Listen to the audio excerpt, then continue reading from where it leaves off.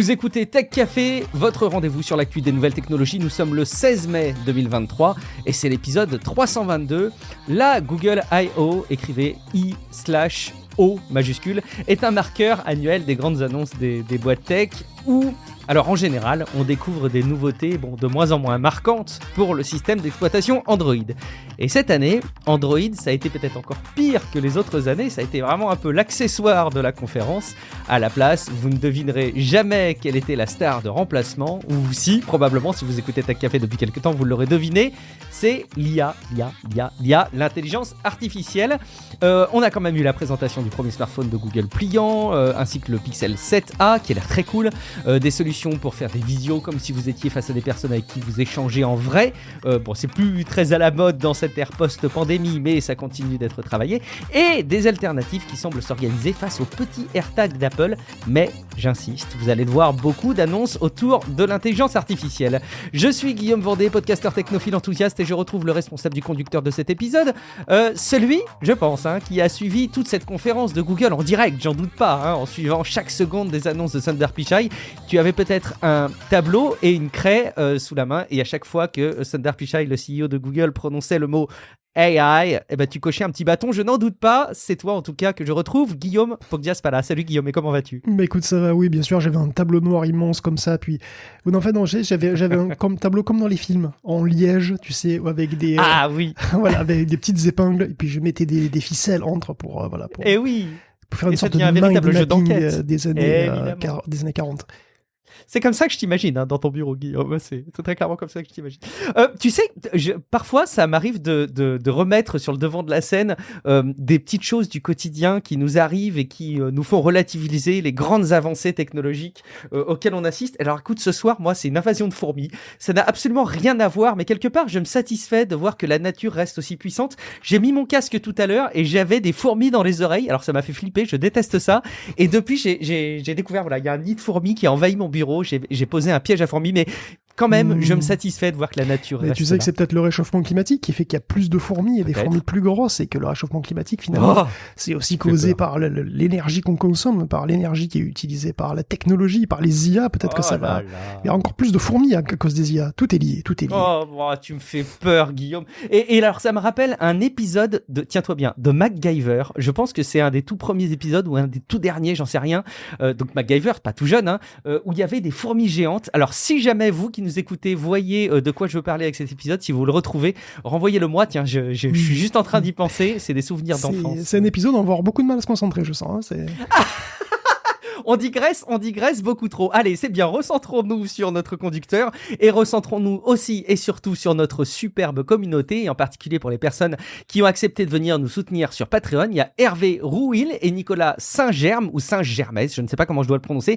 En tout cas, merci beaucoup à vous, et merci beaucoup à celles et ceux qui font l'effort d'aller sur patreon.com/techcafé, peut-être d'envisager, même ne serait-ce que temporairement, un soutien pour le podcast. Alors pourquoi temporairement ? C'est parce que l'engagement, justement le soutien est sans engagement, et que vous pouvez à tout moment suspendre votre participation à la plateforme Patreon pour Tech Café. Et donc en ce faisant, peut-être que vous qui envisagez maintenant de nous soutenir sur Tech Café, vous pourriez remplacer les personnes qui ont choisi de mettre fin à leur participation. Donc je le dis, c'est très simple, vous allez sur patreon.com/techcafé. Si vous avez un compte, vous vous identifiez. Si vous n'en avez pas, ça vous prend 1 minute, et puis vous pouvez contribuer avec quelques euros par mois, et en échange, la petite contrepartie, c'est que vous profitez des épisodes du podcast de Tech Café sans la pub.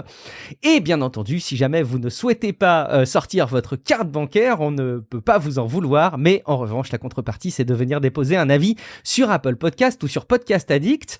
Et je voudrais citer un très très bel avis, Guillaume, tu vas voir, c'est Caroline Mignot qui a déposé un avis sur Apple Podcast, qui est une personne un petit peu connue quand même sur LinkedIn. Donc son avis date du 3 mai 2023, et elle a dit: le podcast de référence pour en apprendre plus sur les dernières nouveautés technologiques. Bravo au podcast et aux podcasteurs. Caroline Mignot de Marketing Square. Caroline, merci beaucoup, parce que c'est vraiment quelqu'un qu'on peut classer dans les influenceuses sur les réseaux sociaux et sur LinkedIn. Et donc ça fait très plaisir de savoir qu'elle écoute Tech Café.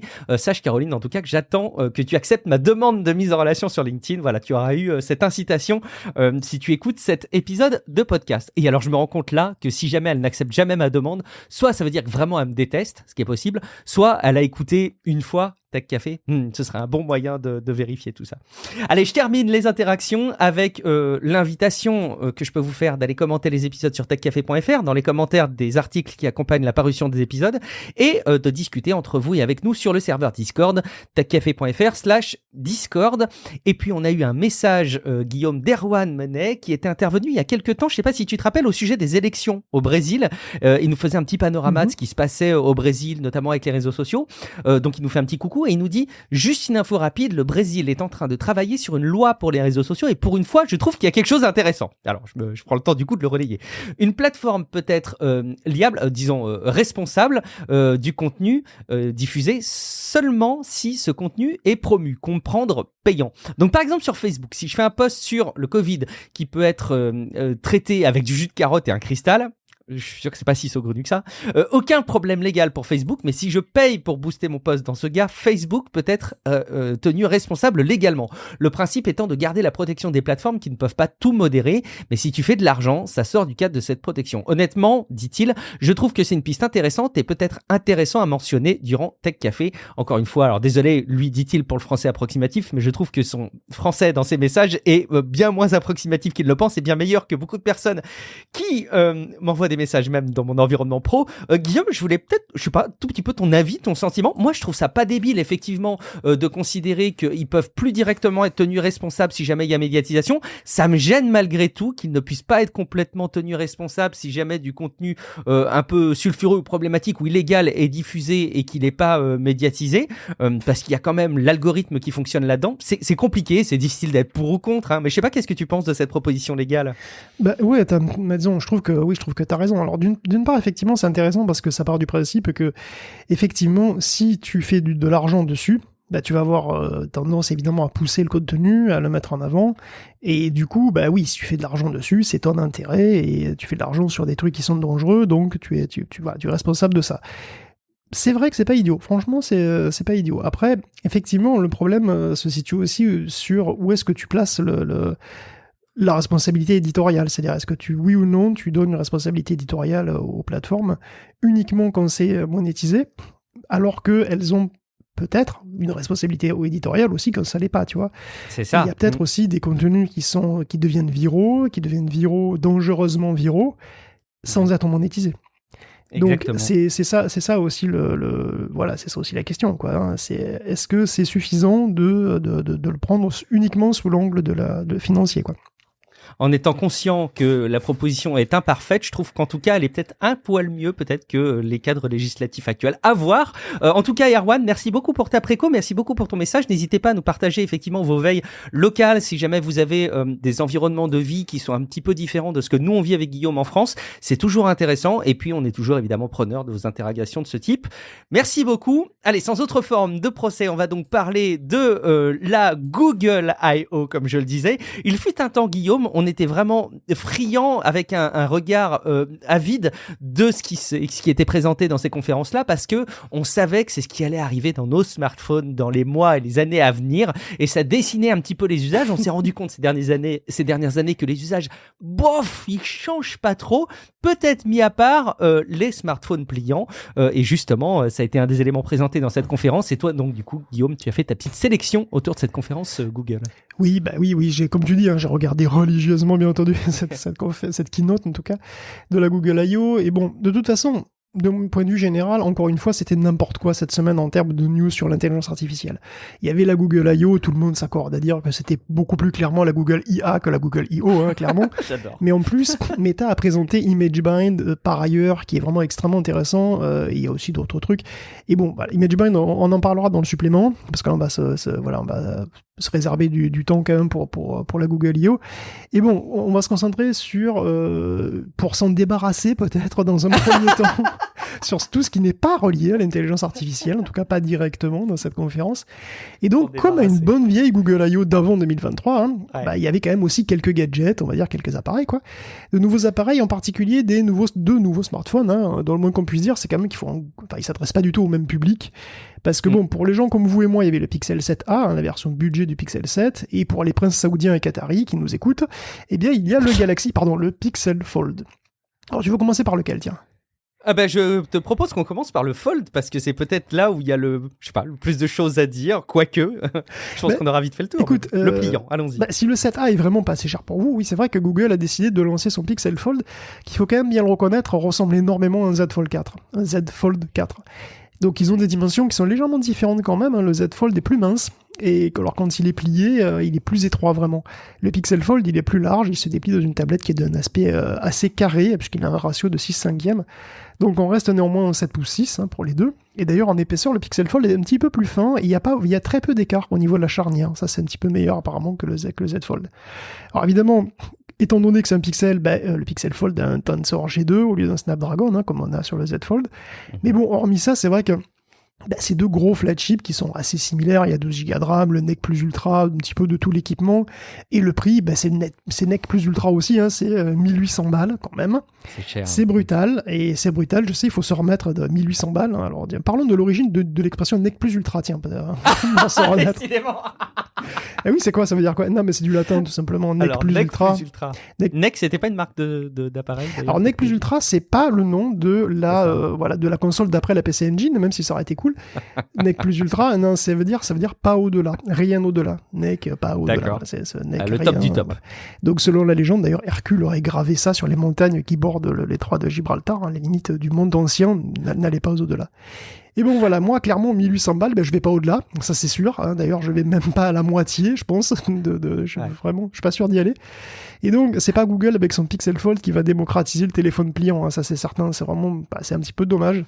Alors évidemment, le G2, avec toutes les fonctions qu'il accélère, ça sera sans doute un avantage, mais bon, à l'usage quotidien, ces folds se ressemblent quand même pas mal, et c'est vrai qu'on aurait pu espérer que Google tire un petit peu plus les tarifs vers le bas, c'est quitte à faire quelques compromis pour arriver à un bon rapport qualité-prix, comme naguère, autant des regrettés Nexus, mais bon, voilà, il faut faire son deuil de cette époque, désormais, si vous voulez des trucs un petit peu moins chers, voilà, c'est le Pixel 7a, clairement, donc voilà, du coup, parlons du Pixel 7a, à moins que tu veuilles rebondir sur le pliant. Il y a juste cette mini polémique en fait. Il s'ouvre pas à 180 degrés d'après les tests qui ont pu être faits et les premières prises en main. Il y a tu vois 2 degrés d'écartement de la charnière qui vont pas, enfin complètement à plat, complètement jusqu'au bout.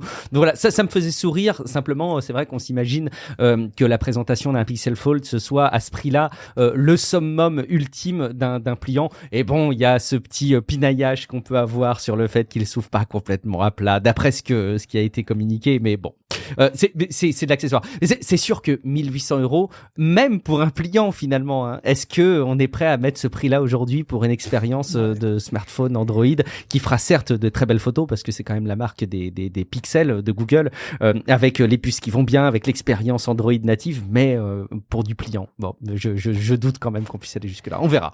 Parlons plutôt du 7A, tu as raison. Écoute, le 7A, c'est un 6 pouces 1, voilà, 6,1 pouces de plaisir pour 499 € qui dit mieux.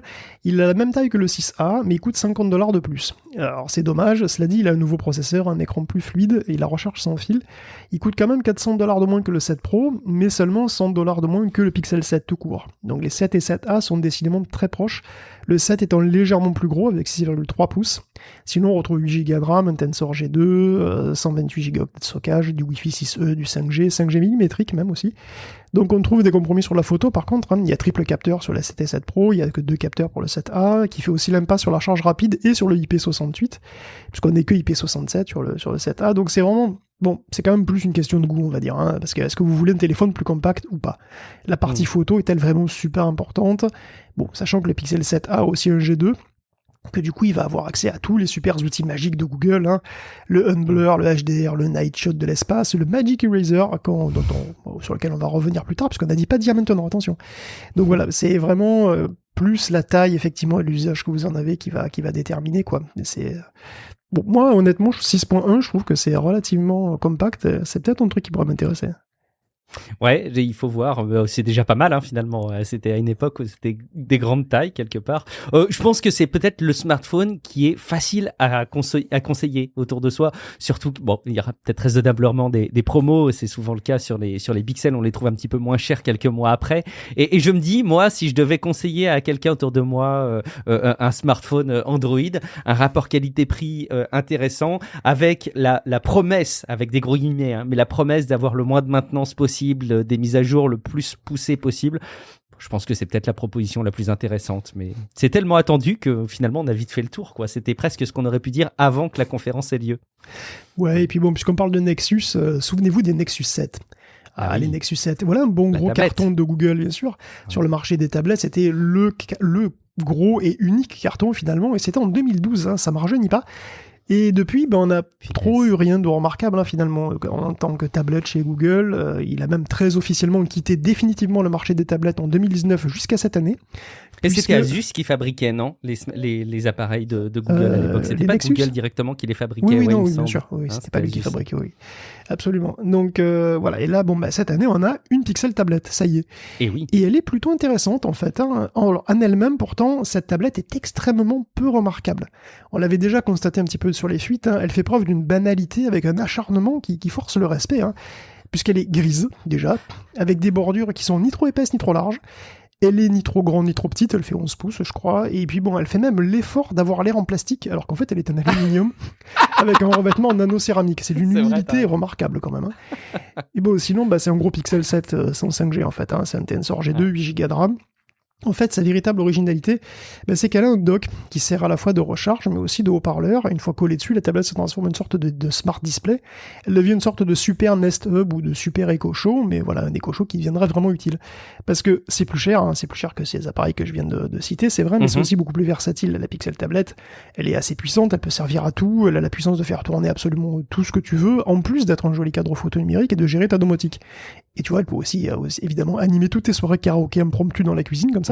Et pour le coup, c'est une bonne idée, je trouve, d'avoir fait ce dock pour la Pixel, même si ça ringardise un petit peu, du coup, les propres autres produits Google, qui est avec Amazon, encore peut-être un des seuls à faire des smart displays. Donc, il y a peut-être encore une gamme de produits qui va mourir très bientôt.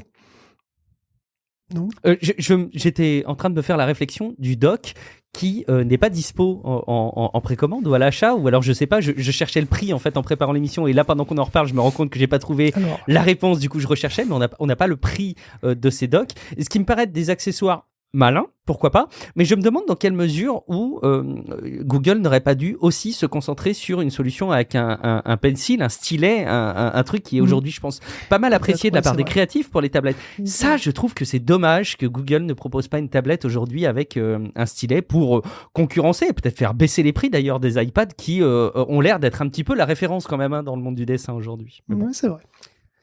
Peut-être la prochaine itération des tablettes, allez savoir. D'autres projets présentés par Google à la Google I.O. Guillaume. Oui, on n'est plus en pandémie et Zoom a perdu 90% de sa valeur de 2020, mais bon, la visioconférence est quand même entrée dans les mœurs, hein, comme jamais auparavant, et Project Starline, c'était un petit peu l'enfant de cette époque aussi. Alors, je sais pas si vous vous souvenez de ce truc-là, c'était le système de visioconférence très très haut de gamme de Google, hein, qu'ils ont présenté en 2021. C'est carrément un petit salon avec un énorme écran qui a un effet 3D, vraiment, complètement en 3D, stéréoscopique. Les gens sont à l'échelle, voilà, ils ont la vraie taille, ils sont à hauteur des yeux, et c'était bluffant. C'était aussi très cher, très encombrant, c'était bardé de capteurs, c'était assez difficilement déployable. Pour donner une idée, Project Starline, c'est un écran 8K de 65 pouces, qui tourne à 60 Hz, et qui affiche une image stéréoscopique, qui est reconstruite avec les données de couleur et de profondeur qui sont envoyées par 7 flux vidéo. Il y a 4 flux pour les couleurs, 3 flux pour la profondeur. Et en plus, il y a l'audio qui est capturé par 4 micros, et donc pour compresser, décompresser et re-rendre le tout, il faut 4 GPU professionnels de classe Titan RTX. Donc le flux de données, c'est entre 50 et 100 mégabits par seconde pour une seule communication, quoi. Bon. Costaud. Alors à cette I.O., Starline avait donc, il était de retour, hein, mais il avait un petit peu perdu de sa superbe, on dirait. Mais il était aussi beaucoup plus simple et plus compact, quoi. Alors déjà, plus besoin de capteurs infrarouges de tous les côtés, parce qu'il y a des algos de machine learning qui s'occupent d'estimer la profondeur, avec des caméras standards. Et donc le nouveau Starline, ça ressemble plus à une grosse télé, avec des grosses webcams, des haut-parleurs, quoi, et puis voilà. Et l'effet 3D est toujours là, néanmoins. Et apparemment, les gens de chez Salesforce et T-Mobile qui l'ont testé sont contents. Alors il y a toujours pas de prix public pour ces petites merveilles, parce que ça reste quand même du matériel très haut de gamme, hein. C'est toujours en écran 8K, et il faut la 8K parce que en fait c'est cette super résolution qui permet d'avoir de la 3D sans lunettes, quoi. C'est parce que comme en fait il y a même plus besoin, c'est tellement fin que t'as même plus besoin, en fait, j'ai l'impression de réseau lenticulaire par dessus, quoi. Donc c'est vraiment du très très haut de gamme, mais il semble y avoir quand même une vogue pour cette espèce de visioconférence haut de gamme, puisque chez Logitech aussi il y a un truc qui s'appelle Project Ghost. Alors, c'est aussi une cabine de visio. D'ailleurs, c'est très cosy. C'est en bois, avec un canapé, tout ça. Ça a l'air très, très sympa. C'est dans l'air du temps. N'est-ce pas, hein, et le principe, c'est un petit peu le même, avec une technique visuelle beaucoup plus traditionnelle, on va dire, puisque c'est du Phantom de Paper, en fait. Le Phantom de Paper, c'est un vieil effet spécial qui est encore utilisé, d'ailleurs, mais bon, qui était très utilisé au cinéma et même au théâtre. Ça consiste à utiliser un miroir semi-transparent qui reflète un écran classique. Et en fait, le reflet étant une surface en verre, bah tu vois, il est sur une surface en verre, donc tu le vois pas en fait, tu vois pas le verre, et donc tu vois que le reflet qui semble flotter comme ça, comme un hologramme. Donc ton interlocuteur semble flotter sur un fond noir, et il fait une taille réelle aussi. La qualité du stream, par contre, c'est moins important que sur Starline, en tout cas sur la première version, mais voilà, pour le coup, Project Ghost est un peu plus modeste, mais plutôt plus accessible, j'ai l'impression. Alors apparemment, chaque cabine est facturée entre 15 et 20 000 $. À savoir combien coûterait la nouvelle version de Starline, je sais pas.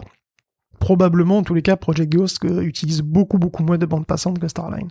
Alors j'imagine que ça serait quand même trop cher pour la plupart des streamers sur OnlyFans, mais c'est dommage, parce que t'imagines sur OnlyFans, ça serait vraiment très très fort comme truc. Ah bah l'usage est beaucoup plus convaincant qu'un usage en pandémie en 2023, parce que c'est vrai qu'on n'est plus très inquiet maintenant, hein, peut-être à tort d'ailleurs, d'être confiné. Peut-être que ça peut nous retomber sur le coin de la tronche en quelques mois, donc on ferait bien de se méfier. Je ne veux pas faire l'oiseau de mauvais augure en prononçant ces quelques paroles, mais je me rappelle quand on avait vu ces démonstrations technologiques la première fois, on se disait ah ouais, demain on est tous confinés, pour les entreprises, à titre perso, peut-être même pour des consultations médicales, pourquoi pas, et on n'avait même pas besoin de penser au porno pour trouver ça pertinent.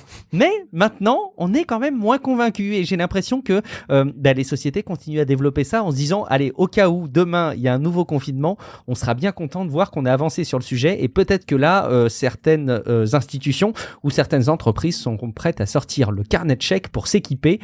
J'en sais rien, mais peut-être que ça pourrait faciliter les choses. Je vois encore une fois aujourd'hui à quel point, même pour des podcasts occasionnellement, mais même des réunions professionnelles, ça reste compliqué. La visio, c'est pas le truc hyper intuitif. C'est le genre de choses où tu as encore des artefacts de connexion. Tu sens bien que parfois ça bloque. Il y a les compressions de l'image qui sont pas très agréables. Alors c'est du one-to-one, c'est du face à une personne. On peut pas être très nombreux sur ce type de présentation pour l'instant, mais c'est vrai que c'est plus immersif, quoi.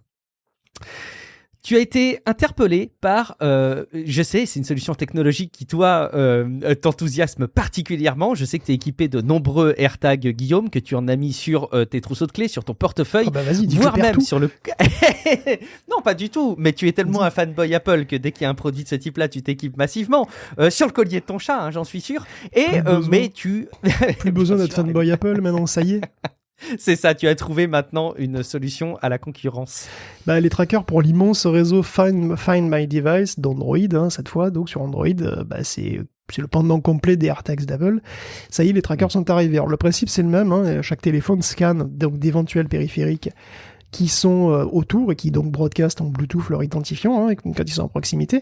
Et s'ils en voient un, ils uploadent leur position dans le cloud. Donc ils scannent les trucs qu'il y a autour, et s'ils en trouvent un, son identifiant et son GPS est envoyé dans le cloud, et bien entendu, vous allez sur le cloud pour savoir où est le truc que vous avez perdu. Donc il y a des téléphones partout. Donc évidemment, ton propre téléphone perdu peut être retrouvé comme ça, et désormais il y a des tags qui sont aussi compatibles avec ce réseau, ce principe-là, qui fonctionne aussi sous Android et qui arrivent, hein. Donc il y a ceux de Chipolo pour l'instant et ceux de Pebblebee. Alors comme les AirTags, mais avec encore plus d'appareils susceptibles de retrouver le vôtre, hein, et donc de poucaver sa position, puisque évidemment, il y a encore plus de téléphones Android que d'iPhone, en particulier en Europe et en Asie, en particulier en Inde par exemple, dans certains pays, il y a énormément plus de téléphones Android, quoi. Et donc Tile faisait déjà ça, hein, mais bon, donc Apple et Google ont leur propre solution intégrée, ça va être très dur pour lui. Et donc pour ceux qui s'inquiètent d'être pistés à tout moment avec un tag à 10 balles scotché sur sa voiture, Apple et Google ont annoncé qu'ils allaient joindre leurs forces pour créer des standards qui permettent de lutter contre le tracking non sollicité. Bon, ça serait cool que sous Android déjà, hein, les téléphones détectent les AirTags qui restent à proximité et qui t'appartiennent pas, sans avoir à télécharger une app pour ça, parce que les iPhones le font par défaut, mais c'est pas le cas encore des téléphones Android. Il y a un brouillon de spécifications. Ça va être le cas, a priori, hein, à terme. Probablement. Ils sont en train de bosser ensemble. C'est ça. Il y a un brouillon de spécifications que tout le monde devrait à terme suivre, et elle évoluera certainement, donc voilà, on suivra ça, mais effectivement, a priori, ils vont travailler ensemble, ce serait pas mal, parce que bon, il y a le réseau Apple, le réseau Tile, le réseau Android, on peut faire mieux que ça sans doute. Ouais, je suis gêné avec moi-même, je me fais ma propre contradiction sur ces solutions-là parce que je les trouve géniales, je les trouve très pratiques, mais tu sais, en matière notamment de santé, je suis toujours en train de dire, il faut évaluer, tu sais, l'équilibre risque-bénéfice, et quand on voit qu'il y a quelques personnes qui ont un gros risque alors que les autres ont un bénéfice tout à fait modéré, il faut pas aller vers ce type de solution. En tout cas, c'est un peu ma doctrine, c'est ma façon de voir les choses, c'est comme ça que j'arrive à arbitrer les solutions, et j'ai tendance à me dire que trouver ces clés, c'est peut-être quelque chose de très cool, mais c'est peut-être assez anecdotique par rapport aux situations de harcèlement, d'espionnage qu'il peut y avoir auprès de certaines personnes. En termes de quantité, j'imagine que les cas d'espionnage sur ce type d'appareil sont pas autant légion que les cas où on retrouve nos clés, mais je trouve que voilà, c'est un peu compliqué de comparer les deux. Donc vraiment, si on voit que les géants de la tech qui proposent ce type de solution se mettent un petit peu d'accord pour mieux protéger les gens contre ce type d'usage abusif, franchement, on ne peut qu'applaudir dès demain. Mettez-vous d'accord, les mecs. Android 14, il faut quand même qu'on lui trouve une petite place dans ce conducteur, Guillaume. Bah écoute, il était à peu près présent, un tout petit peu présent dans la Google I.O. Bon, il est en bêta déjà depuis un petit moment. On n'a pas eu droit à un gros segment de la keynote comme on aurait pu s'y attendre, effectivement. On l'a vu pendant une démo sur la personnalisation de l'interface avec, devinez quoi, de l'IA générative, évidemment, des mirages en fond d'écran ou des effets 3D sur vos photos. Bon, il en a quand même été question avec les trackers dont on vient de parler, mais finalement, la discrétion d'Android 14, elle est caractéristique d'un changement d'approche quand même. Déjà, le monde des téléphones est assez mature, les améliorations des systèmes comme des appareils sont devenues assez incrémentales, donc beaucoup moins spectaculaires d'année en année, donc en tout cas qu'elle ne l'a été par le passé. Et ensuite, Google préfère parler d'expérience utilisateur sur Android, sans mentionner de version spécifique, parce que depuis quelque temps, il est possible de mettre à jour les services et les fonctions intégrées de manière beaucoup plus modulaire. Et finalement, ça permet à tout le monde de profiter des nouvelles fonctions. Tu vois, il n'est plus question de verrouiller les nouveautés de Gmail ou de Google Photos derrière une version d'Android, surtout pas. Du coup, les améliorations pour l'utilisateur final sont découplées des améliorations d'Android, qui passent, pour le coup, le plus souvent sous le capot. Et par exemple, il y a la compatibilité de l'audio lossless via l'USB, il y a de nouveaux formats d'images HDR qui sont supportés, le support natif des passkeys, il y a le support de la V1, du NTFS, le retour en arrière prédictif. Donc il y a aussi plein d'autres choses, tu vois. C'est des trucs qui sont assez cool, mais qui sont pas forcément très spectaculaires, quoi. Et c'est vrai qu'elles sont restées assez discrètes. Les rendus graphiques même, et ça date pas d'Android 14, ça date d'avant d'Android version Google, donc version on va dire native, même si c'est un abus de langage quelque part, je les trouve moches. Mais en plus, je trouve que les rendus d'écran sont laids, les associations de couleurs sont pas belles. Je préfère largement la solution de Samsung, quoi. Enfin, les interfaces de Samsung désormais sont vachement plus élégantes, je trouve, que celles de Google. J'aurais pas dit ça il y a quelques années, mais bon. Et quand même, si, là aussi, il faut trouver quelques minutes pour les relayer. Il y avait même des news pour les développeurs à cette Google I.O., Guillaume. Et oui, c'est incroyable, n'est-ce pas? Il y avait des news pour les développeurs à la Google I.O., c'est quand même dingue. Bon, alors oui, effectivement, il n'y en avait pas beaucoup à la keynote, ça a été même plutôt après. Alors Chrome est à fond dans WebAssembly quand même, il faut en parler un petit peu, et dans WebGPU. On avait parlé de ces deux trucs un petit peu avec Steph. Voilà, le but étant de créer une machine virtuelle de bas niveau qui tourne dans le navigateur et qui est donc complètement universelle. Donc WebGPU, ça permet en plus d'avoir accès à la puissance de la GPU locale sans se préoccuper du tout de sa marque, du système d'exploitation, du driver ou de quoi que ce soit. WebAssembly s'affine d'ailleurs et supporte désormais encore d'autres langages, des langages de haut niveau. Donc Google dit même qu'il est possible d'écrire une app en Kotlin et de la compiler en WebAssembly et de la déployer pour le web en fait, dans son ensemble, tu vois, sans s'occuper d'autres choses.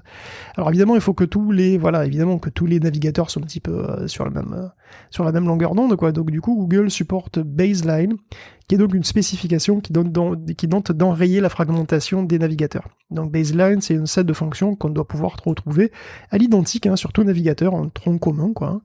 Et après, ils ont parlé un petit peu de Flutter, à la suite des développements cross-platform de Google, qui évolue aussi, qui peut travailler justement en WebAssembly, et qui a atteint d'ailleurs le million d'apps déployées, qui sont déployées en multi, donc à la fois sur Android et sur iOS et autres. Donc, on peut pas continuer non plus, alors évidemment on peut pas continuer d'échapper trop longtemps, on fait des efforts mais on n'y arrive pas. Les développeurs Android vont avoir droit à leur propre copilote qui s'appelle le StudioBot, donc il est basé sur Kodi, une émanation de Palm 2, voilà la nouvelle intelligence artificielle de Google, qui sait donc produire du code en Kotlin et en Java, donc c'est pour aider vraiment à créer des applis, mais il peut aussi détecter des bugs, répondre aux questions comme bon vieux Stack Overflow de papa, Et Amazon et Microsoft ont les leurs, donc Google ne pouvait pas ne pas répliquer avec sa propre IA pour le développement. Alors, malheureusement, le bot est encore en bêta et disponible uniquement aux États-Unis pour le moment. Ça devrait arriver prochainement, on imagine. Justement, Guillaume, on va donc passer à une rubrique où on va parler d'IA et non plus d'IO, mais d'IA à l'occasion de cette conférence. Avec, là, on va être des vrais canards, hein, Guillaume. Il y a des palmes partout. Il y a des palmes partout, et oui, on passe au gros sujet, puisque cette Google I.O. a été saturée de nouveautés propulsées par de l'IA. Et en particulier, il y en a eu, alors, sur tous les sujets, beaucoup de nouveaux produits vont utiliser quand même le nouveau modèle de langage de Google qui s'appelle PaLM 2. Bon, PaLM, c'était son super modèle de langage, c'était un véritable monstre, hein, il avait 540 milliards de paramètres, donc c'était un truc extrêmement lourd, et c'était le modèle de langage que Google utilisait face à GPT, en fait, c'est son GPT à lui. Mais bon, c'était un modèle utilisé à des fins de recherche finalement, hein. Ça n'a jamais été, ça n'a jamais été destiné à être un vrai produit pour rentrer en production, ce truc-là. D'où le fait qu'il soit absolument énorme et que ça ne doit pas être très très pratique à déployer à grande échelle, ce truc, hein. Mais bon, ChatGPT est arrivé et Google a dû se mettre à niveau et se doter d'un nouveau modèle fondamental qui lui permettrait de rivaliser avec OpenAI, que ce soit pour Bard, ses chatbots, ou à peu près toutes les autres fonctions avec de la génération de texte dedans, et il va y en avoir plein. Donc l'efficacité de PaLM 2, c'est un enjeu qui est extrêmement important pour Google, que ce soit en termes scientifiques, en termes fonctionnels et en termes d'image aussi, hein.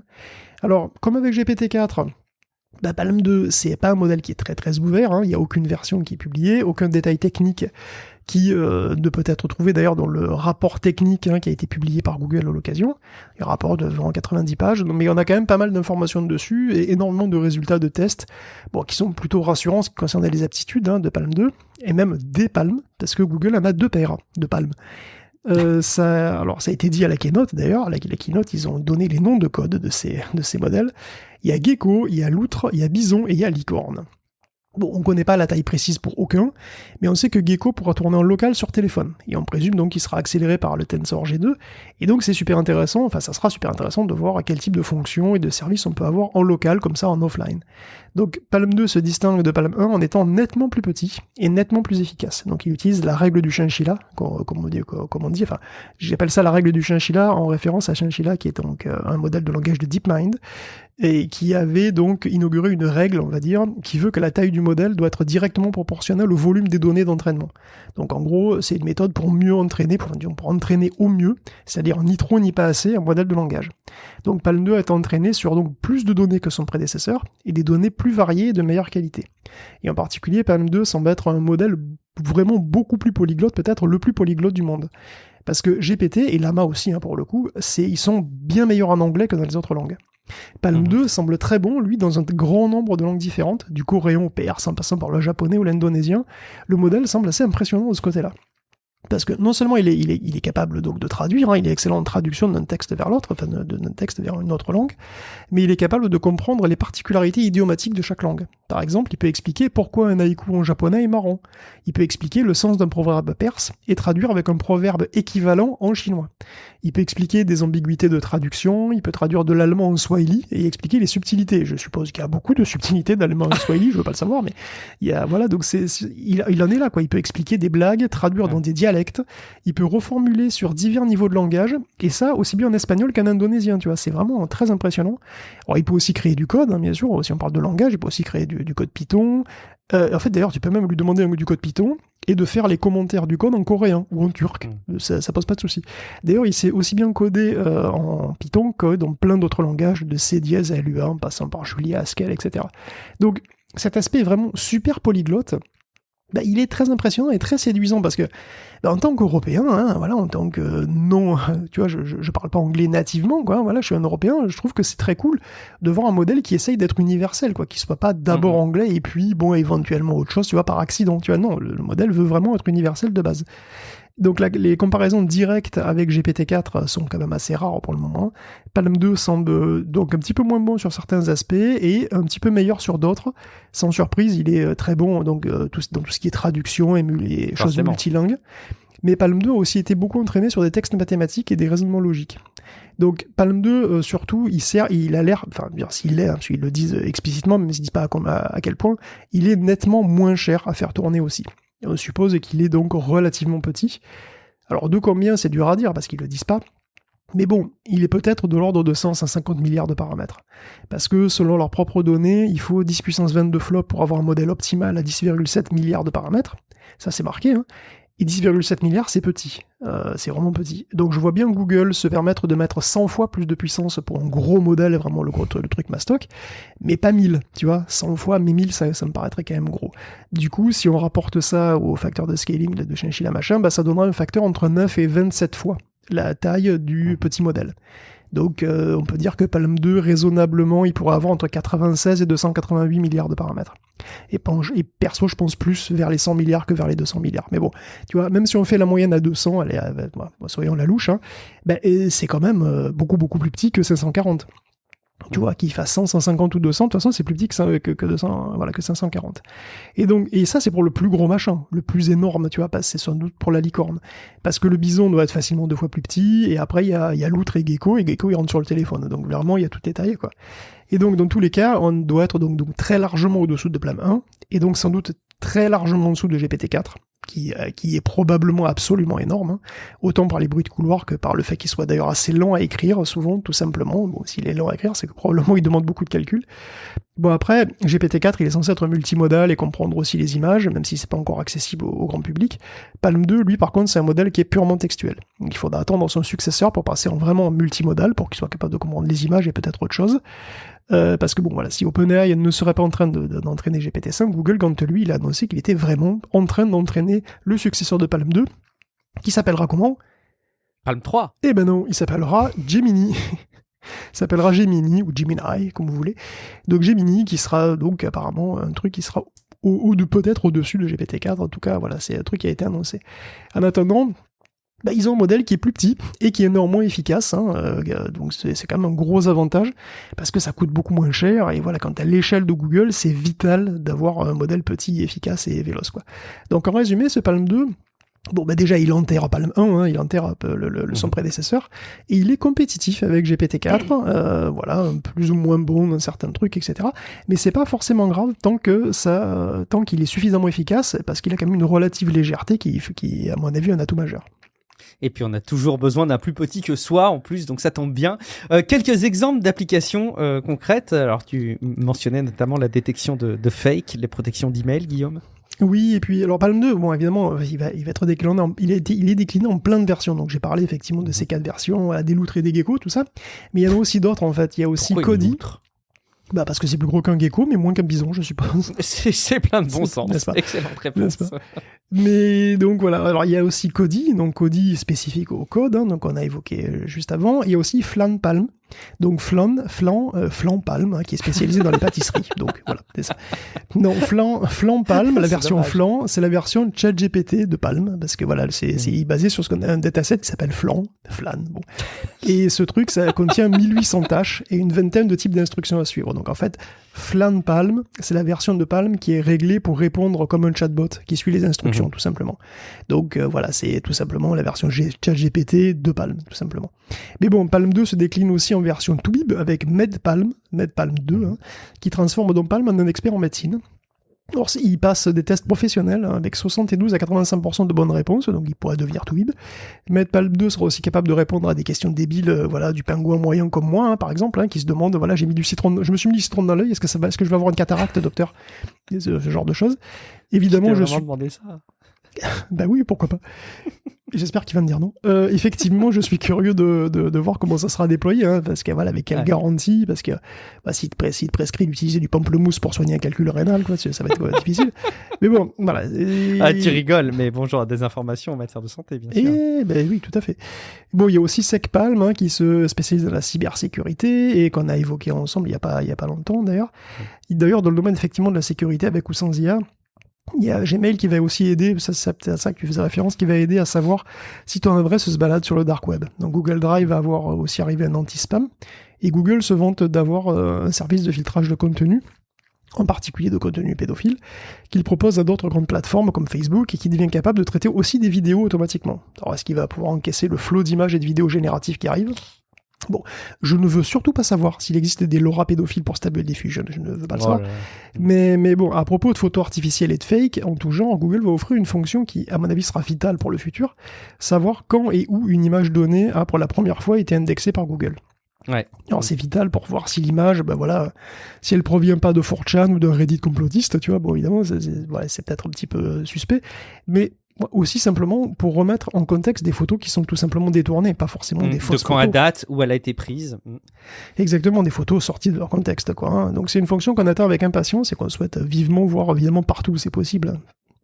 Ouais, parce qu'aujourd'hui, c'est sûr que beaucoup de désinformation n'a pas besoin d'intelligence artificielle. Il suffit. C'est pas si simple, mais évidemment, il y a beaucoup de cas où on prend des images et on les change de contexte. C'est très facile à faire. Des cas d'usage aussi peut-être plus proches du grand public, Guillaume.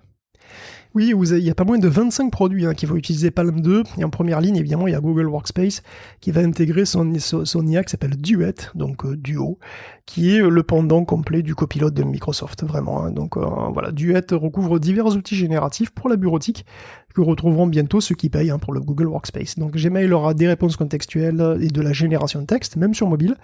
Google Docs et Slides auront droit aussi avec de la génération de texte et de la génération d'images. Google Sheets, donc l'Excel de Google pourra faire de la classification, de la génération automatique de tableaux. Donc par exemple, tu le promptes avec une description de ton activité, de ta future activité professionnelle, il te pond un tableau tout beau et pré-rempli, voilà, avec des couleurs, tout ça. Donc dans le doc, tu pourras avoir des résumés textes, tu pourras avoir des suggestions pour continuer le texte ou une histoire que tu es en train d'écrire, etc. Hein, et c'est ce qu'on a vu la keynote, une histoire comme ça, où il fait des propositions pour continuer d'écrire. Donc en gros, tu auras droit à un volet contextuel de chat. Dans tout ça, c'est à peu près cette idée-là, comme chez Microsoft, qui veut t'aider en fonction de ce qu'il va lire dans le doc sur lequel tu travailles. C'est encore un effet Clippy, même si Google assure que l'IA sera utile quel que soit ton niveau et pas juste pour les néophytes, parce que Clippy avait quand même été designé pour les néophytes, pour ceux qui avaient jamais utilisé à l'époque, évidemment, c'était courant, ceux qui n'avaient jamais utilisé de suite bureautique. Bon, au-delà de Workspace, Google annonce aussi des IA pour aider les développeurs à mettre leurs applis sur le Play Store. Donc déjà, il va y avoir une fonction pour résumer les commentaires. Donc ton app, elle reçoit 200 commentaires, tu as une fonction qui permettra de tout résumer, histoire de pas les lire les 200, pour avoir du feedback. Ensuite, il y aura de la génération de texte disponible pour la description de l'app en magasin. Donc tu tapes le type de l'app, le public visé, et voilà, poum. Il y a un brouillon tout à fait correct à éditer toi-même. Ou pas, d'ailleurs, selon la flemme. Il y aura aussi la traduction automatique pour publier dans plein de pays à la fois. Et bon, si on résume pour Duet, il y a déjà quand même pas mal de fonctions qui sont disponibles sur d'autres plateformes ou qui ont été promises par la concurrence, tu vois. Bon, on a hâte de voir ce que ça donne quand même, tu vois. Mais bon, voilà. Après, évidemment, comme d'habitude, j'ai un petit peu peur de ce que ça va donner à moyen terme, parce que, soyons lucides, il y a déjà trop de mails. Il y a déjà trop de mails, trop longs et trop de réunions. J'ai des chiffres pour ça, mais je les donnerai dans le supplément. Mais vraiment en plus, il y a une étude de Microsoft qui a été faite là-dessus et on va en parler après. Mais bon, voilà, quand on regarde des exemples, les exemples qui sont présentés pour promouvoir la génération de texte sur Gmail, tu te dis oh là là, est-ce que vraiment c'est nécessaire? Parce que tu vois, c'est quoi les exemples? Je suis pas sûr effectivement d'être réjoui à l'idée qu'il y ait plus de contenu généré et à consulter et qui soit diffusé, c'est sûr. Bah oui, il y a un exemple, c'est une réponse à une offre d'emploi en ligne, écrite à l'arrache du style « ça m'intéresse, j'ai 8 ans d'expérience en marketing, j'appelle mardi ». Et ça, c'est transformé en un email très protocolaire. Cher machin, merci beaucoup de me contacter, je suis extrêmement intéressé par le poste, j'ai personnellement travaillé, blablabla, je suis méga motivé, blablabla, etc. Alors évidemment, ce mail très normal, c'est ce que le recruteur attend. Mais en substance, c'est un mail qui est beaucoup plus long, qui contient pas la moindre information supplémentaire. Tu vois, Gmail rend le mail creux complètement gratuit. Et donc ça va donner quoi? Encore plus de mails, encore plus long, l'enfer, tu vois, même dans le contexte amical. Tu vois, je pourrais dire félicitations pour ton trophée de polo de basque, Guillaume, signé Guillaume. Comment tu le sais? Et ça va devenir. En fait, je te suis sur Instagram en secret. Très fort. Tu vois, voilà, ça va devenir un mail super long. Voilà, félicitations pour ton grand succès à cette compétition. Je connaissais tes talents, mais tu t'es vraiment surpassé cette fois. Ta ténacité, l'entraînement draconien que tu t'imposes depuis tant d'années ont payé, ce n'est que justice, et tu as amplement mérité de gagner. Tu es vraiment une source d'inspiration pour nous tous, et tu es blablabla. C'est bon. Tu vois, la mécanique en face, ça va être forcément d'utiliser de plus en plus d'outils qui vont digérer du contenu et qui vont le résumer. Mais donc finalement, on va avoir d'un côté des outils qui vont développer massivement du contenu pour rien et de l'autre des outils qui vont massivement réduire ce contenu pour que des humains puissent arriver à l'absorber. Donc ça, c'est du creux, tu vois, mais il peut y avoir pire. Parce qu'au début de la keynote, en fait, sur Gmail, il y a eu un exemple qui compare côte à côte Smart Reply, Smart Compose et Help Me Write. Donc Help Me Write, c'est sûr que les fonctions, une seconde, les fonctions d'autocomplétion de suggestion de phrases qui existent aujourd'hui dans Gmail, honnêtement, elles sont plutôt cool. Hein. Tu gagnes quand même du temps avec des formules que tu as tendance à rédiger. Alors, ça va pas chercher très très loin comparé à ces outils-là, mais c'est quelques mots, des petites phrases, tu vois. Mais dans Help Me Write, donc la dernière version qui te pond tout le truc, quoi. Il y a un exemple où tu demandes le remboursement d'un billet d'avion pour un vol annulé. Et c'est juste ça le prompt, demander un remboursement pour un vol annulé. Et le vol en question, il est dans tes emails, et ce qui est impressionnant d'ailleurs, c'est qu'il va chercher les références du vol tout seul pour écrire le mail. Ça, c'est vrai que c'est assez fort. Ça, c'est génial. Mais le mail qui est écrit sur l'écran, dans la keynote, il est long, et surtout, il brode énormément. Il rajoute des éléments qui sont pas du tout dans le prompt. Il est même menaçant. C'est genre, je suis un client de longue date, j'ai été très satisfait jusqu'à maintenant, mais cette fois je suis très déçu. J'ai été obligé de faire des arrangements de dernière minute, j'ai reçu aucune information, ça m'a coûté très cher. Je veux dire, voilà, le robot fait son chier pour impressionner le service client, tu vois, sans que tu lui aies rien dit. Hein. Ou alors dans le prompt, tu vois, est-ce que dans le prompt, il y a que tu as dû faire des arrangements, que tu n'as pas été prévenu, que ça t'a coûté cher, je sais pas quoi. En fait, les IA sont devenues capables de faire de l'esbrouf textuel, et elles vont permettre à tout le monde d'en faire des caisses gratos, tu vois, donc je veux pas être à la place des gens au service client dans les mois qui viennent, parce qu'ils vont recevoir des mails furibars écrits au kilomètre par des robots à la tonne. Après, ils vont s'habituer. Et puis voilà, puis ils auront leurs propres IA pour répondre automatiquement à tout ça. Voilà, il y a une entreprise, plutôt que d'envoyer que des emails vraiment importants et informatifs, ça va devenir un festival, quoi. Voilà. Donc en gros, les IA vont finir par répondre aux IA, et finalement, de manière de plus en plus creuse et protocolaire, et donc finalement, tout le monde aura son petit C3PO, tu vois, personnel, pour communiquer. Bon, écoute. Et là où je m'interroge, c'est quelle est l'étape d'après, en fait. Alors, c'est très compliqué de répondre parce que c'est trop loin et on a déjà du mal à s'imaginer cet avenir qui se dessine. Mais admettons qu'on en arrive à une situation où massivement le contenu. L'étape d'après, c'est Mad Max, tu vois, on revient à des valeurs plus basiques. Ouais, c'est possible, c'est bien possible. De toute façon, la planète aura fini de cramer d'ici là, donc on sera tranquille. Des outils aussi avec Palm qui se veulent assez malins et peut-être assez bluffants, mais des espèces de carnets hyper intelligents qui se basent sur nos documents existants, Guillaume. Ouais, alors un des projets effectivement qui m'est apparu comme un des plus intéressants, c'est Tailwind. Tailwind, donc le vent en poupe, quoi. Hein. Donc bon, dommage pour moi, ce n'est qu'un prototype pour le moment. Mais la proposition, c'est d'avoir une instance d'IA qui serait experte sur ton propre contenu, à toi. Donc ça se présente sous la forme d'un carnet de notes, pour ce qu'on en a vu, qui regroupe tes documents perso. Donc tu prends tous les fichiers que tu veux sur Google Drive, tu les mets dans Tailwind, l'IA lit les infos et devient experte sur tes données. Alors l'exemple qui est montré, c'est un étudiant en histoire de l'informatique, qui devrait écouter Tech Café, je pense, et qui met ses notes de cours dans Tailwind. Donc le logiciel lui crée dans un volet à droite de l'écran, là, il lui met une sorte de guide d'apprentissage, tu vois, il extrait les concepts les plus importants, il crée des questions quasi instantanément, et ensuite tu peux demander par exemple un glossaire sur Grace Hopper par exemple, et tous les concepts reliés à elle sont compilés. Ensuite il demande différents points de vue sur un sujet spécifique, etc. Et le truc cite ses sources, qu'est-ce qu'il a utilisé pour écrire le texte et tout. Alors c'est impressionnant, franchement ça serait cool pour un étudiant, mais ça serait cool pour tout le monde en fait, dès que tu dois, comme il le disait même, synthétiser des informations, c'est super intéressant. Alors ça marche sur Palm 2, pour le moment, il y a une liste d'attente, mais c'est pas encore vraiment un produit, je dirais. C'est quand même encore un test. Et d'ailleurs, c'est pas non plus totalement clair de comment ça marche en détail. Est-ce que le contenu est juste mis dans un énorme prompt? Palm 2 aurait une fenêtre de contexte grande de 8000 tokens, mais ça me paraît quand même trop faible pour digérer tout ça. Donc il y a sans doute une vectorisation des documents.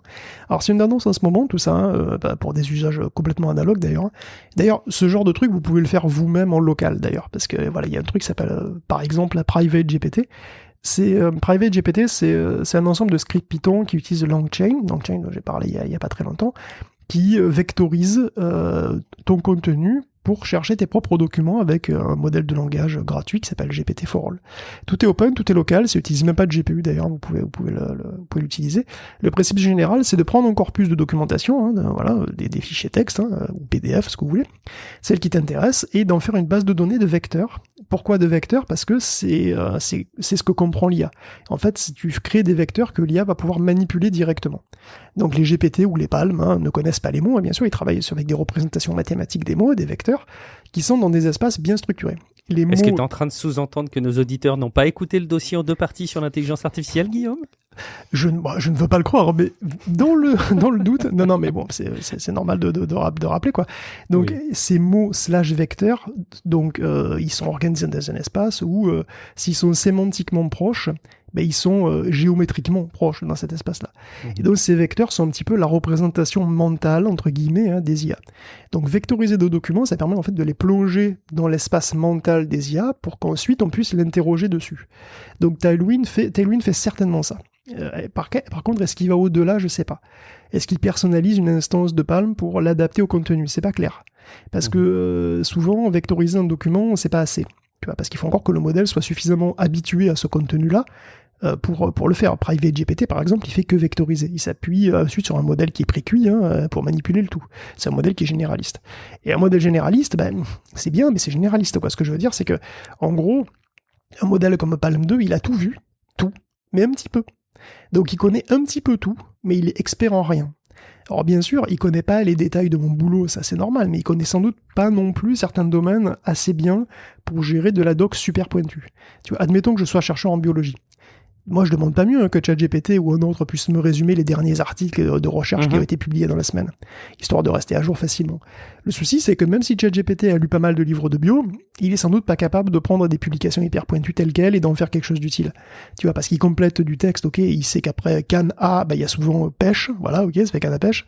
Mais bon, qu'est-ce qui vient après aldostérone ou angiotensine, tu vois? C'est pas si clair que ça. Est-ce qu'il est capable, tu vois? Bon. Le truc, c'est que justement, pour que l'IA puisse faire quelque chose d'un corpus vectorisé ou pas, hein, mais il faut l'entraîner sur du contenu qui soit typique de ce truc-là. Il faut, en gros, il faut le fine-tuner, il faut le personnaliser, il faut le réentraîner, hein, le modèle général, il faut le réentraîner sur tes données particulières. Ça, c'est déjà plus délicat, c'est plus complexe et c'est plus cher. Donc, est-ce que Tailwind le fait? Est-ce qu'il pourrait le faire éventuellement? Je sais pas. On verra quand on aura plus d'infos dessus. Mais bon, en tous les cas, ce système d'IA personnalisé, c'est quand même très séduisant et c'est quelque chose qui est tendance, quoi. Du nouveau aussi, Guillaume, du côté du chatbot Bard, qui vise à concurrencer évidemment les solutions Bing de Microsoft dopées à l'intelligence artificielle, elle aussi. Écoute, oui, ça a été aussi un des trucs de la Google I.O., Bard, hein, qui reste une expérience, mais qui est désormais disponible dans 180 pays du monde entier, sauf nous. Et oui. Enfin, sauf le Canada et l'Europe en gros. Alors pourquoi? Mais je pense, on s'est pas dit explicitement officiellement, mais je pense que la réponse se tient en 4 lettres. Et non, c'est pas FUCK, c'est plutôt RGPD. Le fait que l'Italie ait fait des manières un petit peu avec ChatGPT et que l'Union européenne continue d'explorer le sujet, ça rend peut-être Google un peu frileux. Bon, dommage parce que ça explique pas bien pourquoi certains pays seraient mieux lotis que la France, en tout cas, parce que si je dis pas de bêtises, il y a d'autres pays de l'Union européenne qui sont couverts par ces évolutions, mais pas la France, et c'est spécifiquement un peu pas la France quand même, donc bon, c'est pas très clair les raisons. Effectivement, il y a probablement des raisons légales, et c'est ce qui est sous-entendu dans les réponses des relations publiques de Google qui ont été interrogées, mais c'est pas très clair quand même. Écoute, en tous les cas, ouais. Bon, en tout cas, c'est dommage parce que Bard s'améliore quand même. Il parle désormais japonais et coréen, voilà. Et il a un mode sombre. Bon, voilà. Qui peut vous attirer du côté obscur de la force. Voilà. Non, il a le fond gris. Mais bon, plus sérieusement, Bard a déjà eu des améliorations tout dernièrement, puisqu'il avait appris à coder, par exemple. Et il va passer sous Palm 2, ce qui va normalement le rendre beaucoup plus malin. Et puis, il va aussi avoir accès à des plugins, comme ChatGPT, pour avoir accès à des services web. Et puis en plus, ça sera plus facile d'exporter tout ce qu'il produit dans les autres produits Google. Donc voilà, il va pouvoir générer aussi des images via Firefly, puisqu'ils font un partenaire avec Adobe. Il pourra aussi analyser des images via Google Lens et écrire du contenu sur des images. Donc c'est pas un modèle qui est proprement parlé multimodal, mais par contre, en s'interfaçant avec des IA de reconnaissance d'images, il va pouvoir quand même interpréter le contenu. Donc Bard va globalement lutter à armes égales, fonctionnellement parlant, avec ChatGPT, quoi, plus ou moins. Donc on pourra y faire voilà, ce qui ressemble énormément à des recherches sur Internet, mais ce n'est pas un moteur de recherche. La Bard reste vraiment positionné à part. C'est un outil différent, plus fun, plus créatif, mais c'est pas un moteur de recherche. Et Google insiste là-dessus, et c'est clair quand on voit ce que représente vraiment la recherche assistée par IA de chez Google, parce qu'ils ont enfin présenté ce que c'était la recherche pour eux d'IA, lors de la keynote, c'est le SGE. C'est probablement l'annonce qui a été le plus scrutée par les investisseurs et par les actionnaires de Google pour savoir que va être l'avenir de Google face à ce monde d'intelligence artificielle. Alors, c'est pas effectivement un chatbot qui se rajoute, c'est pas aussi simple, c'est plus subtil, Guillaume. Oui, donc il a présenté SGE, voilà, la Stargate, pour Search Generative Experience. Et donc, parce que c'est encore une expérience, hein. On aime expérimenter chez Google. Le principe, c'est simple, hein. Tu actives SGE et après, au lieu de mettre des mots-clés dans la chambre de recherche, tu tapes une question. Alors, les liens Google habituels, ils apparaissent toujours, instantanément d'ailleurs, mais après quelques secondes de moulinage, ils sont poussés par un autre cadre qui s'affiche à la place et qui les pousse comme ça. Et dans le cadre, il y a une réponse détaillée en langage naturel, illustrée avec des images et tout. Il y a la possibilité de consulter les sources aussi. Et il y a aussi des invitations à en savoir plus ou à poser une question à la suite, voilà, pour compléter la recherche, etc.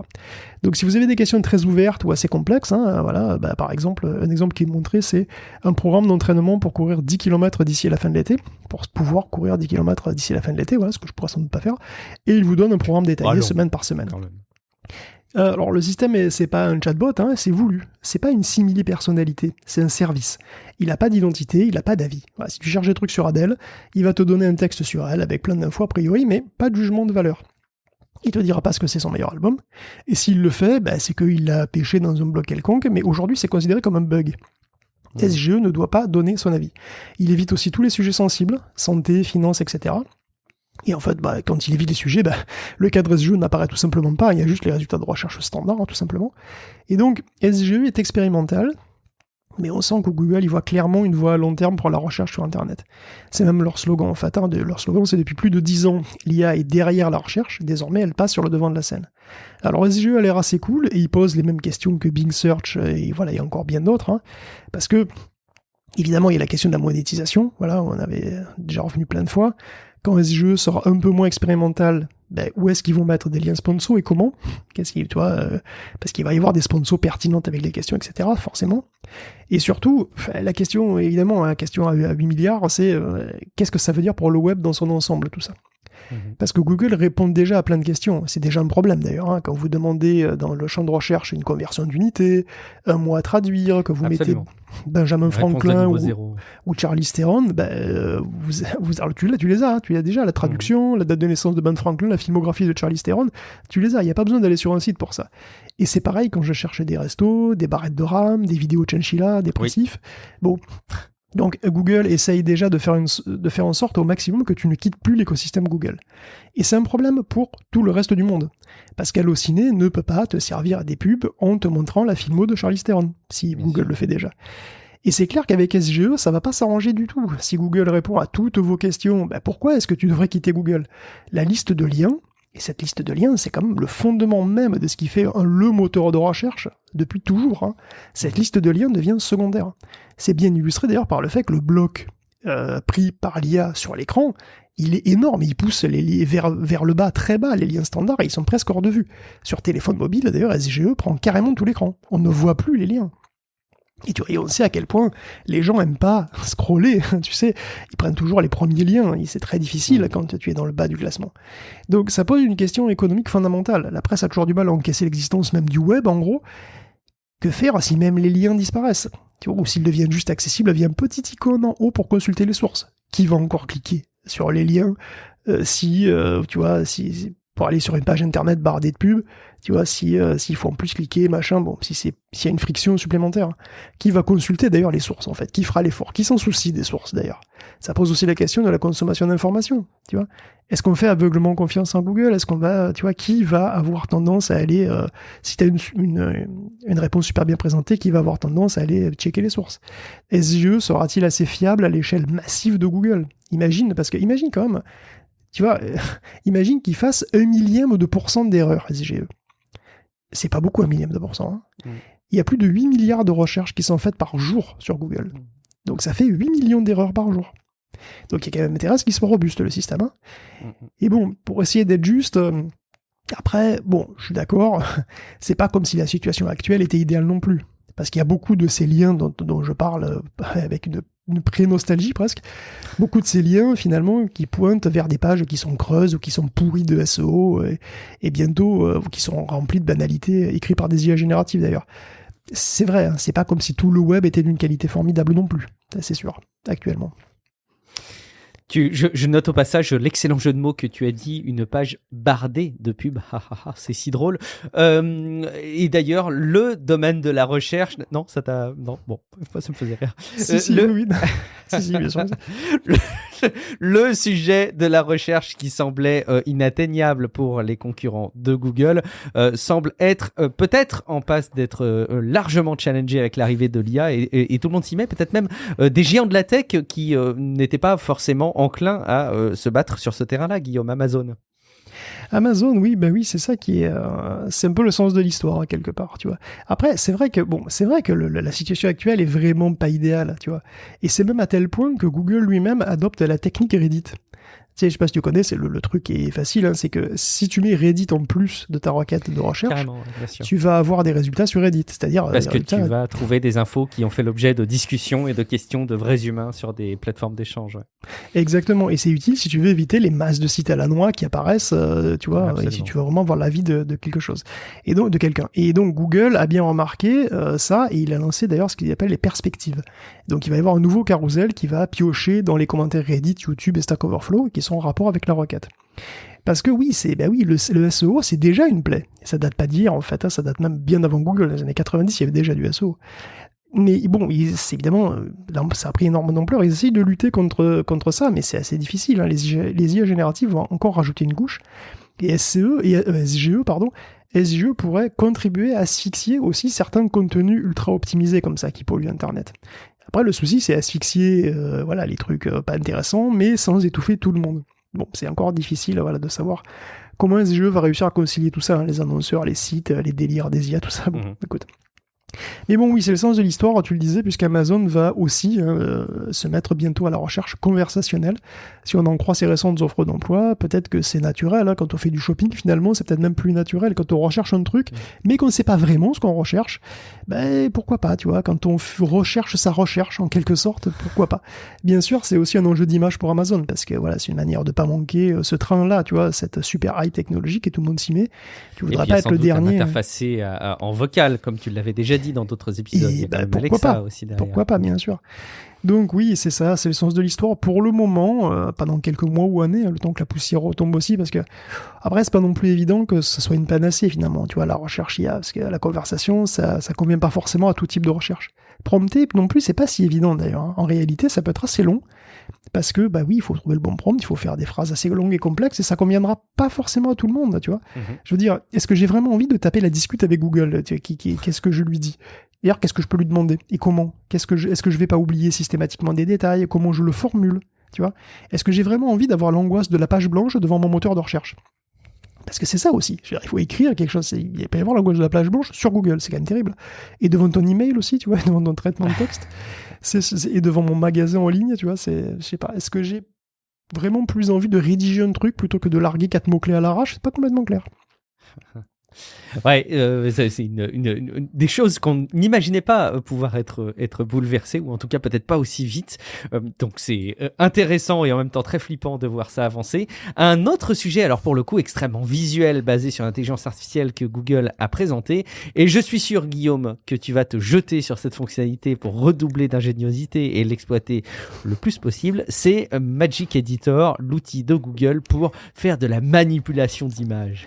Écoute, toujours plus loin dans leur retouche photo, Magic Editor est pas seulement capable de retoucher les photos, en fait, elle est capable de les modifier carrément. Tu vois, parce que bon, si éliminer des passants sur une photo c'était déjà too much pour vous, Magic Editor va vous surprendre, hein, parce que les exemples sont assez dingues, parce que voilà, ton gamin sur un banc avec ses ballons est pas centré, bah tu le recentres. Je veux dire, tu prends le banc avec ton doigt et tu le mets au milieu, voilà, et puis le reste suit. Le morceau de banc qui n'existait pas, bah, il apparaît, tout comme les ballons qui manquent, qui apparaissent aussi par magie. Faudrait changer le ciel alors, me dis pas que c'est possible aussi. Et bah oui, pourquoi pas, c'est un peu nuageux, bah tu mets un ciel bleu, y a aucun problème. Pareil pour mamie qui s'amuse devant une cascade, tu vois, elle est pas au bon endroit, bah tu la bouges, tu la rapproches même de l'objectif si tu veux, tu la zoomes, tu la rapproches de l'objectif, pour faire comme si elle avait vraiment la cascade dans la main, et puis tu décides qu'il faisait beau ce jour-là, voilà, si, il faisait beau, et puis vous étiez seul, donc tu vires les gens qui sont en arrière-plan, voilà, bah, qu'elle plaît tous ces touristes, hein, c'est vrai. Et puis bon, c'est pas très joli, elle a un sac, elle a une sangle comme ça qui passe, bah tu vires la sangle du sac, y a pas de problème. Et puis bon, les quelques rides aussi, puis on va lui faire un petit make-up, puis une petite couleur avec des mèches, puis voilà, ses yeux qui tombent, c'est pas bien, puis ses cernes, ça va pas du tout. Bon, j'exagère à peine, mais tout ce que j'ai dit jusqu'aux rides est totalement véridique. Magic Editor rajoute des morceaux d'images qui n'existent pas, il remplace les ciels, etc., etc. Et alors, après les vraies fausses lunes, les make-up vidéo TikTok, finalement c'est la suite logique, hein.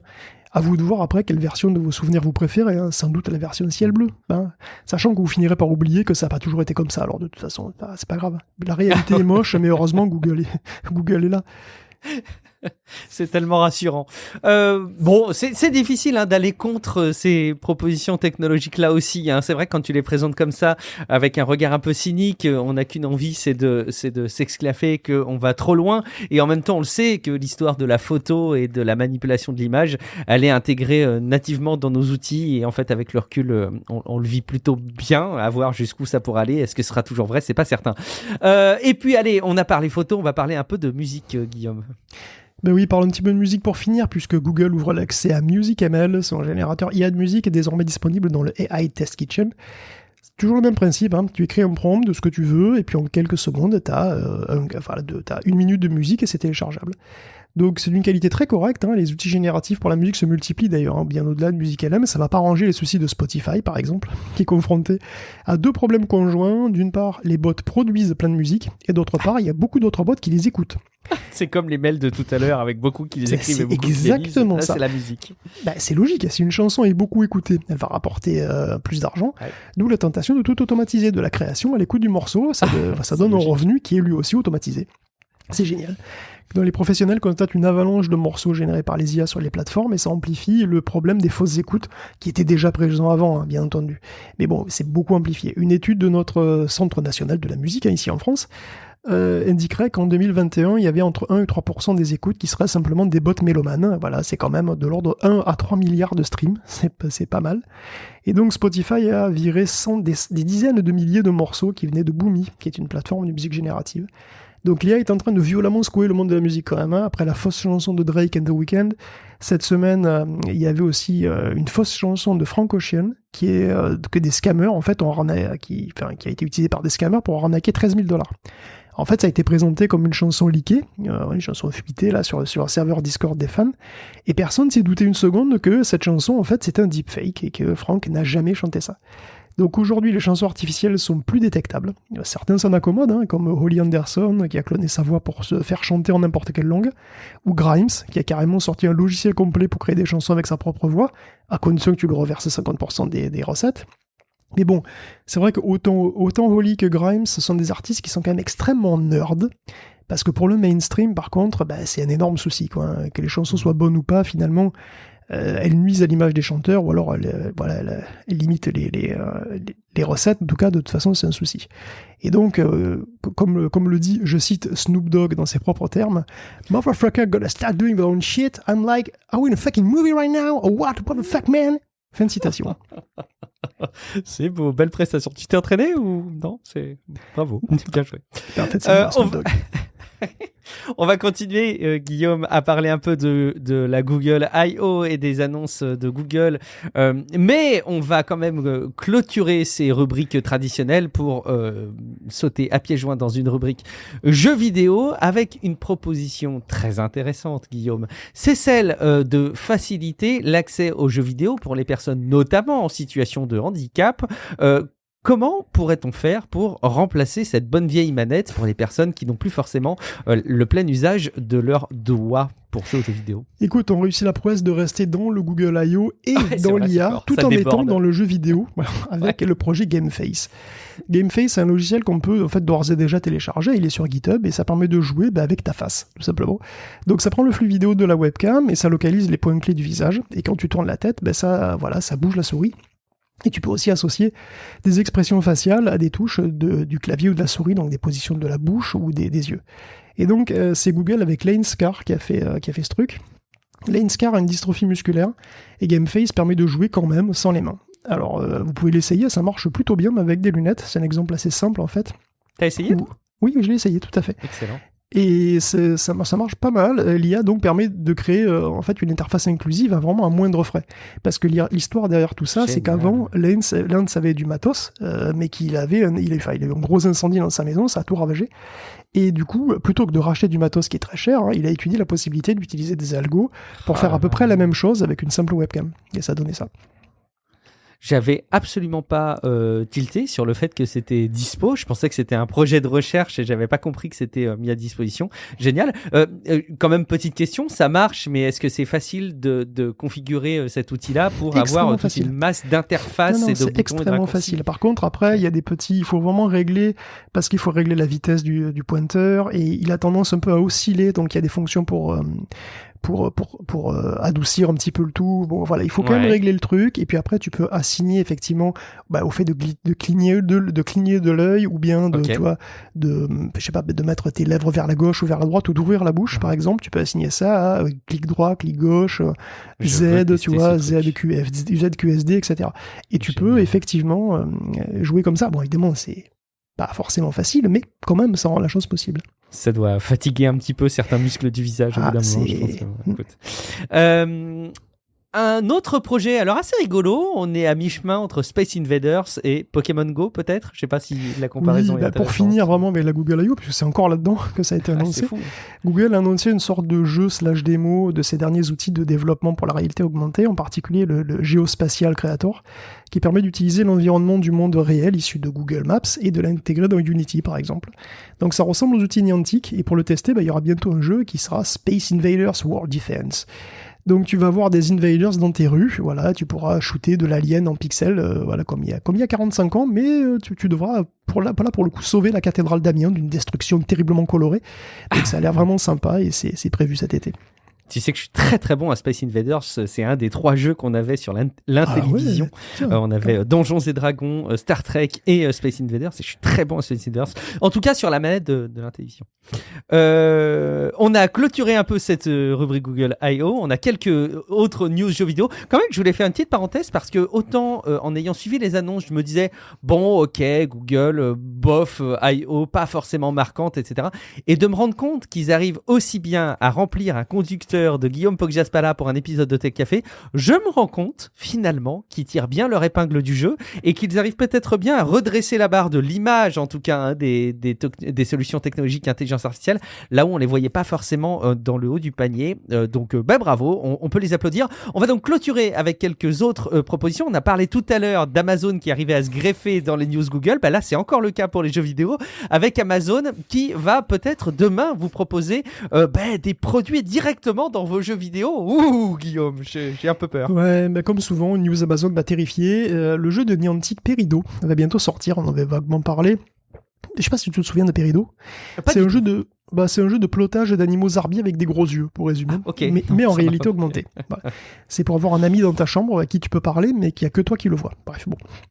Bon, la sortie de Peridot, c'est aussi l'occasion pour Amazon d'étendre ses tentacules gluants sur un autre pan de notre vie moderne, le jeu vidéo. Parce que oui, c'est évident, de nombreux gamers et gameuses avaient des envies urgentes de shopping pendant qu'ils jouaient, tu vois, qu'ils pouvaient pas, malheureusement, pas assouvir immédiatement parce qu'ils avaient les mains occupées. C'est malheureux, c'est vrai, qui n'a pas eu une envie irrépressible d'acheter un t-shirt en jouant à Uncharted ou une tonneuse pour les poils du nez pendant une partie Tetris, quoi, je veux dire. Heureusement, Amazon a entendu toutes ces frustrations silencieuses, toutes ces plaintes muettes, et ils ont inventé pour nous Amazon Anywhere. Parce que c'est ça qu'on veut, nous, Homo Shopping Sapiens du 21e siècle, et certainement le dernier. On veut Amazon partout. Vous leurrez Amazon sur Peridot. Pendant que vous tripotez virtuellement votre boule de poils ou de plumes ou de trucs, et qu'il vous vient tout naturellement une énorme envie de claquer des thunes sur du merchandising du jeu, vous pourrez le faire dans le jeu. C'est aussi ça l'innovation. Amazon n'a pas peur des technologies de rupture. Tu peux même lier ton compte Peridot à ton identifiant Amazon pour acheter en un clic autant de coussins et de slips Peridot que ton cœur te dictera, quoi. C'est fabuleux. Et bien sûr, et heureusement, ce n'est qu'un début. Amazon Anywhere peut être intégré dans tout jeu vidéo, mobile ou non, et il le sera dans tout monde virtuel qui se respecte à l'avenir. Tout jeu qui se respecte, de toute façon, a déjà une boutique intégrée pour acheter du merdier virtuel. Et bientôt, elles auront aussi de quoi acheter du merdier physique, parce que c'est ça le sens de l'histoire. Imagine la boutique Amazon Anywhere d'Elden Ring, avec tous ses accessoires BDSM, ses fouets, ses ring-gags, ses pinces à tétons. Ça me fait rêver. T'as donné d'autres exemples dans le conducteur, je vous laisserai aller les regarder. Moi, je pensais notamment aux croquettes dans Stray, forcément. Et c'est sans fin, les idées qu'on peut avoir, les Haribo dans Candy Crush. On compte sur vous pour nous donner plein d'idées d'utilisation d'Amazon Anywhere dans des jeux vidéo dans les commentaires de cet épisode sur techcafé.fr. Des petits échos suite à la sortie du film Mario, Guillaume. Est-ce que tu l'as vu, le film Mario ? Ah bah toujours pas, tiens, c'est vrai. Non, je l'ai toujours pas vu. Mais bon, scoop, c'est un succès. Comme quoi la polémique sur la non-italianité de Chris Pratt était d'une importance à relativiser, hein, puisqu'il a gagné déjà plus d'1 milliard de dollars au box-office, et c'est pas fini du tout. Nintendo va recevoir un joli paquet de pognon avec tout ça, donc déjà 220 millions de dollars, pour les recettes qui sont déjà engrangées, mais l'exploitation est loin d'être finie, déjà en salle et surtout ailleurs, parce qu'il y aura aussi la vidéo, le streaming, la location pour les compagnies aériennes par exemple. Nintendo s'attend encore à des dizaines de millions de dollars par an, même bien après la fin de la diffusion au cinéma. Et mieux encore, le film est une très très longue pub pour tout le reste de l'univers. Complètement. Et il y a du monde, hein, quand tu apprends le monde de Mario, des produits Mario. Les cadres de Nintendo sont donc très contents, ils s'attendent même à un regain de vente pour la Switch, et voilà pour tout le merchandising Mario en général. Donc en résumé, c'est un très gros débouché pour les plombiers. Ah, c'est bien trouvé. Je trouve ça intéressant quand même de dire que le cinéma peut être une telle source de dynamisme sur plein d'autres secteurs. En fait, il y a quelques années, honnêtement, hein, tu m'aurais dit qu'un film Mario aurait boosté une activité commerciale d'une entreprise entière sur plein d'autres retombées. Je l'aurais pas forcément cru. Bon, oui, effectivement, quand on voit le résultat, ça paraît évident, mais il y a quelques années, je l'aurais peut-être pas forcément pensé. On peut pas s'empêcher aussi de faire un petit clin d'œil pour Nintendo du côté des résultats, enfin en tout cas des ventes de Zelda Tears of the Kingdom qui se retrouve a priori en rupture dans plein de magasins. Et j'avoue que j'ai cédé, moi, à la tentation, l'avais précommandé et c'est quand même un vrai plaisir, avec quand même la grosse frustration d'avoir un jeu qui rame. C'est assez dingue de voir que Zelda n'est pas d'une fluidité des plus totales et le framerate n'est pas fou. C'est un des boss du jeu, comme je disais sur Twitter, et ça donne envie d'y jouer sur PC. Suivez mon regard et allez faire votre recherche dans Google. Un dernier mot, Guillaume aussi, parce que si on parle de tech, de jeux vidéo, on ne peut pas faire un épisode de Tech Café sans mentionner la réponse de l'Union européenne sur la proposition de rachat de Microsoft par rapport à Activision Blizzard King. Oui, ça doit être un soulagement chez Microsoft, puisque l'Europe a finalement rendu son verdict sur l'acquisition Activision machin, et ils sont d'accord. Alors, comme l'Angleterre, ils reconnaissent que Microsoft n'a aucune raison de se priver des parts de marché de Sony pour Call of Duty, par contre, ils sont beaucoup plus optimistes sur le cloud gaming et sont satisfaits finalement des concessions de Microsoft, puisque pendant 10 ans, ils vont garantir qu'en Europe, les jeux Activision Blizzard pourront être streamés sur n'importe quelle plateforme, et en fait, Brad Smith a tweeté que ça s'appliquait globalement. Donc ici et partout, tout jeu Blizzard que vous achèterez pour être streamé sur tout système et toute plateforme cloud.